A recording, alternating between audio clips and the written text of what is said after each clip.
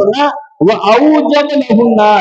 அல்லாஹ் அவருக்கு நரகத்தை என்ன செஞ்சுட்டான், கடமையாக ஆக்கிவிட்டான் என்பதாக நபிகள் நாயகம் ஸல்லல்லாஹு அலைஹி வஸல்லம் அவர்கள் எச்சரித்து காட்டுகின்றார்கள். இந்த ரெண்டு தன்மை, இந்த ரெண்டு குணம் இந்த உலக வாழ்க்கையில ஒரு மனிதனிடத்துல சேர்ந்துருச்சு அப்படின்னு சொன்னா, வந்துருச்சு அப்படின்னு சொன்னா கடுமையான நெருக்கடியும் சுமைகளும் அவருக்கு வந்து சேரும் என்பதை பெருமானார் ஸல்லல்லாஹு அலைஹி வஸல்லம் அவர்கள் எச்சரித்து காட்டுகின்றார்கள். கண்ணியமிக்க அல்லாஹ்வின் நல்லடியார்களே, சகோதரர்களே, உலக வாழ்க்கையில மாபெரும் நஷ்டத்தை அடையக்கூடியவர் யாரு அப்படின்னு சொன்னா இந்த மனிதர்கள் என்பதாக அடையாளம் காட்டுகின்றார்கள்.